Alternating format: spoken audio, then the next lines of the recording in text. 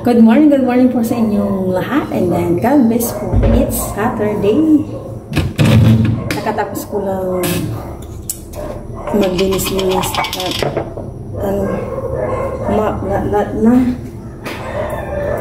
Ngayon lang ako magkakape. 7:05 ng umaga. Kaya na medyo malamig ang panahon. Pero yun na yung araw.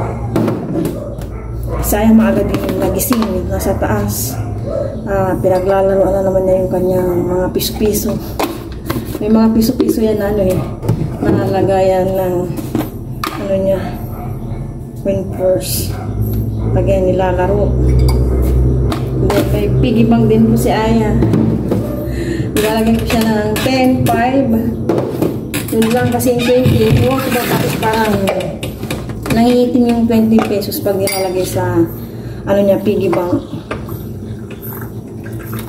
And then yung mga binibigay kay Aya, tinatabi ko po yun. Hindi ko po kinukuha sa kanya.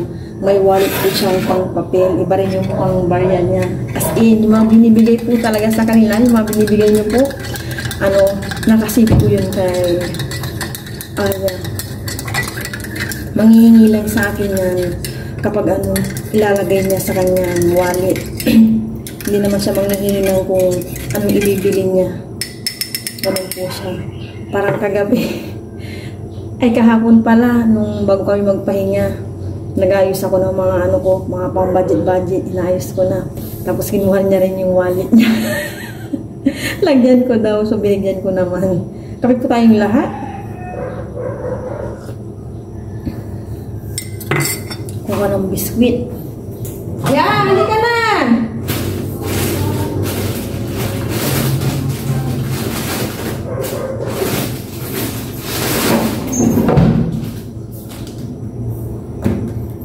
Ito na lang dita. Parang kulang yung ko. Parang may kulang sa akin yung kape. Dagdagan ko na ang kapimit.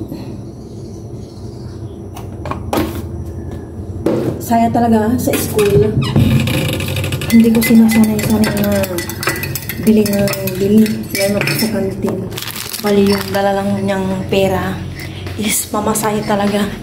Magpapaalam yan sa akin kapag bibili siya sa school. Pinapayagan ko siya if ever mayroong lugaw or sopas yung nagsus ako ng electric pan. Ang init.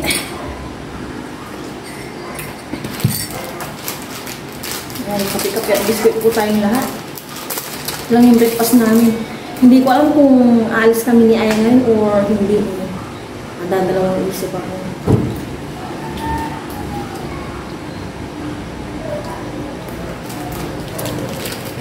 Sasaw natin dito.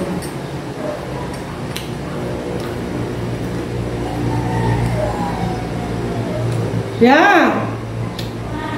Hanggang na! Nagtatapi na ako biskuit. Halika, magbalik ka muna dyan ang pinaghigaan mo.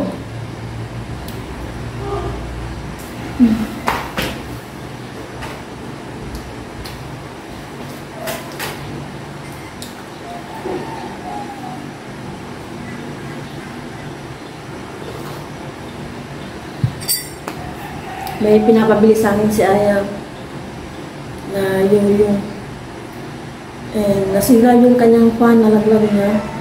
Pinagpili ko siya kung ano yung bibili namin. yung mini electric fan niya. Siyempre yung important is mini electric fan. Sabi ko sa susunod na buwan na yung yo-yo niya. Hinihintay na lang namin dumating yung pan kasi nawa din ako sa kanya. May electric pan, siyempre umiikot-ikot yun, matagal ulit bago makarating sa kanya. Lalo at ang init-init ng panahon ngayon. May kami, ba to? Itong grade 4 sila Aya, may project kami, kasama na rin kami kahit hindi na officer. Ang parent officer sa PTA. Officer.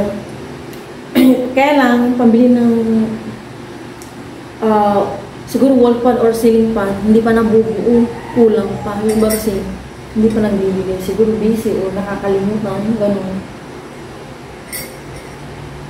Kulang kasi sila ng electric fan sa classroom ni Aya. Yung dati kasing ano doon na, teacher, kinuha yung kanyang mga gamit nung naglipat din siya ng room.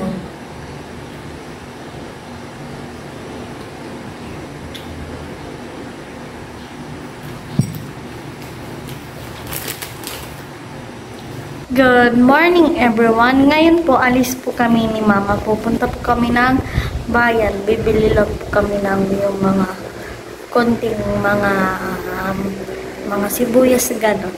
Naantay ko lang po si Mama.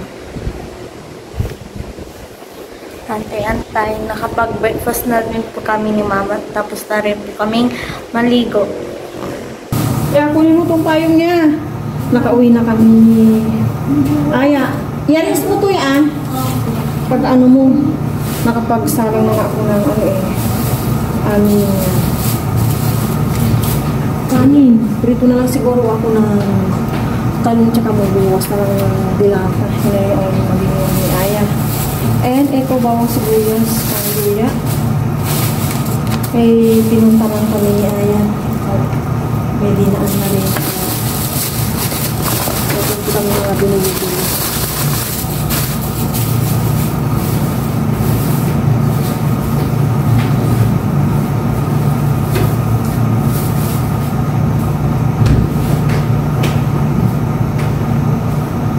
Nag-start ako ng baso na.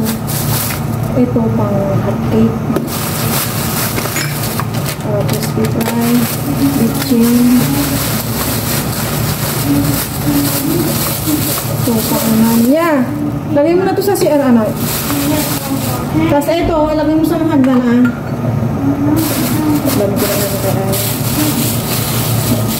Ito mo na ito.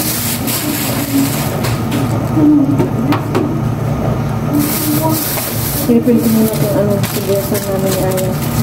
Pero ilalim ko yung bago kong bili para hindi nabutulog.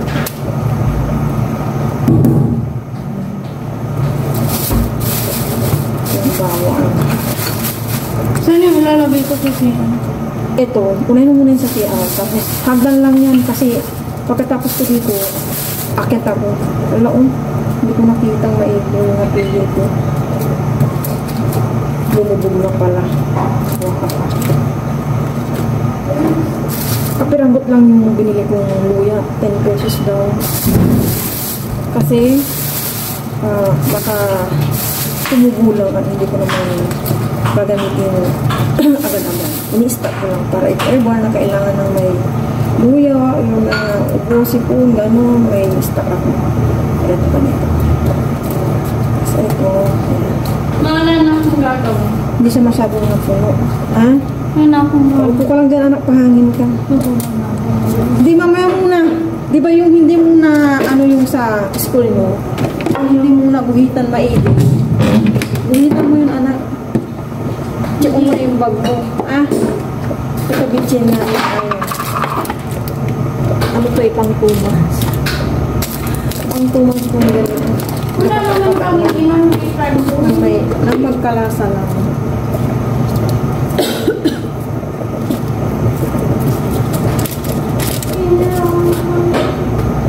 Hindi masyadong napuno yung ating subuyasan at saka bawang.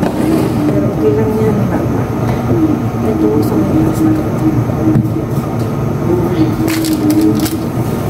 Oh my gosh, umabaw ng kanin. Bukas pa talaga ako mamamaluhi. Kasi nadala na ako eh. Yung last na palengke namin ni Aya. Na walang masyadong mabibili na pork. Parang hindi na siya fresh ganun. Kaya bukas na lang. Parang gusto ko nga magnilaga ng paan ng baboy. Bukas. Ayun lang. May ito na ako ng pagpitin ko ng mga bagay-bagay dito. Tapos na akong nagluto ng kanin namin. And sinapaw ko na yung okra. Ilang okra lang kasi ako lang naman kakain. And then ito, meatloaf tocino. Nakaano siya sa egg and nag-slice ako ng talong. Ito lang yung magiging namin sa lunch. Bawi na lang kami bukas. Sabay ganun. Iprito ko na itong meatloaf. Pero lahatin ko na. Bahala ng itlog.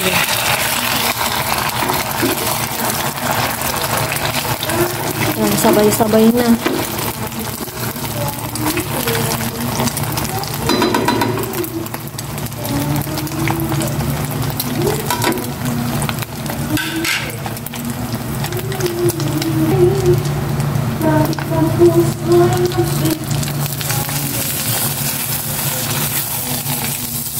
Oh my gosh. Hindi ko siya na-perfect.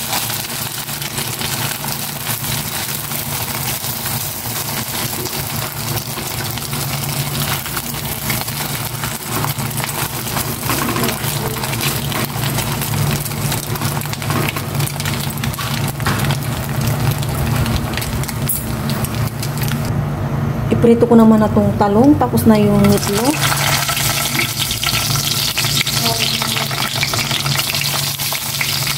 Ano lang ko talaga hiwa. Oh my gosh! What the? Ay. Hindi na ako nasanay sa tilamsi. Yan, lahatin ko na ito para isahan lang yung pag-iprito.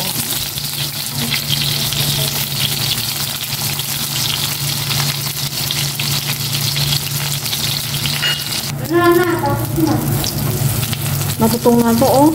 May mga ginagawa din kasi ako bukod sa pagpiprito. Kaya kasi gising gumagawa ng bracelet. Magbebenta ata. Nandito sa tabi ko. Oh my gosh, Aya! Papasok ako.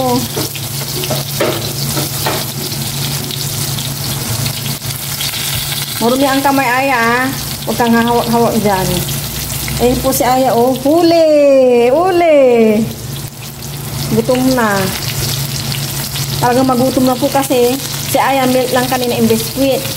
Ako yung biskuit lang na pita and yun lang, kape lang pala. Wala kaming merienda sa bayan. Yung ano lang, buko juice. Yan. After neto, kain na kami para mainit pa. Ayun po si Aya, sasayaw-sayaw, oh. Oh, nag-stop, nahiya. Gahin mo yung ano ya, maybe this time. No, hindi ko alam. Yung viral. Konti lang. Hindi ka na. Hindi ka na. Sayaw na naman po si Aya. Ayaw niya po talaga magpakita ng kanyang dance move sa inyo. No? Kain po tayong lahat. Sabayan po kami sa aming lunch. Ay, diba? Healthy pa rin yung ano namin, lunch. Kahit may pritong, talong, ito yung meatloaf. Ito sino meatloaf nga po ito yung okra ko. Sabayan po kami niya sa aming lunch. Thank you Lord sa umaga sa tanghali ito. At sa aming pananalian. Nawalamin pa kami ng pagbangat at gabayan. Napaumaga ako kasi aming ngayon, pabago-bago, makulimlim siya na medyo mahangin. Well, it's it. Ooh. Cheers, yeah.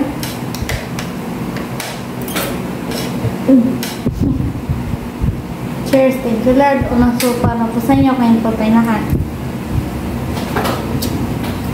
Kain na po sa bayan. May mga binili lang po kami ni Aya na mga importante din. Nawala sa mga grocery namin.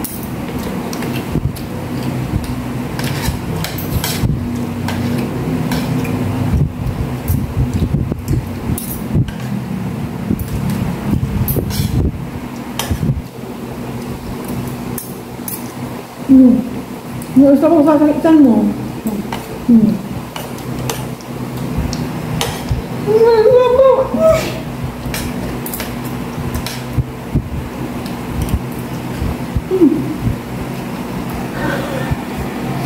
Ibang init ng talong.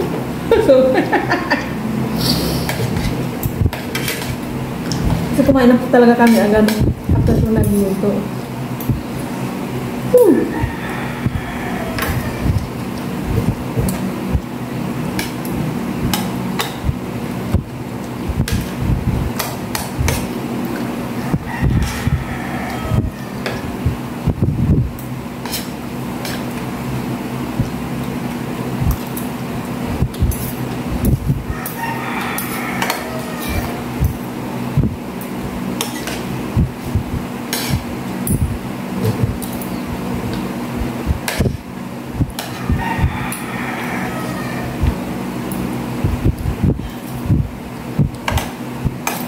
Ang sarap na ano, okra na walang chemicals. Pati itong talong walang lasa. Ibig ko sabihin niya walang chemicals. Walang lasa. Kasi makukumpare mo po kapag may ano, may spray. Ilang beses ko na yung napatunayan.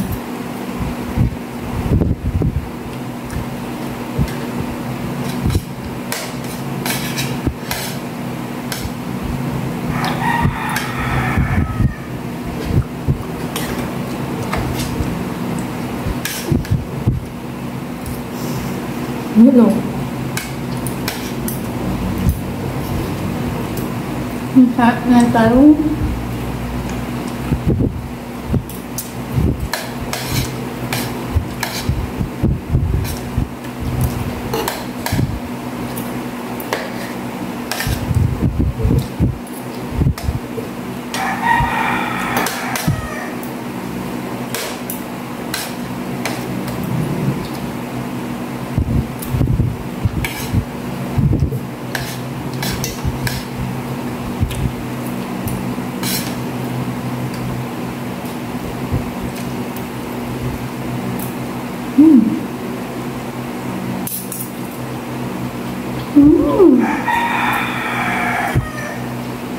Diba?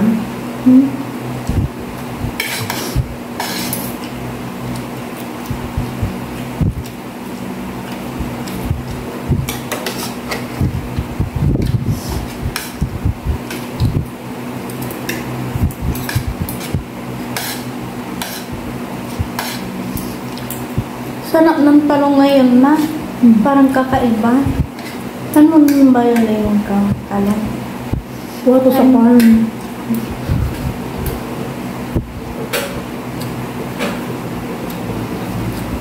Maraming gulong naman nila. Mm.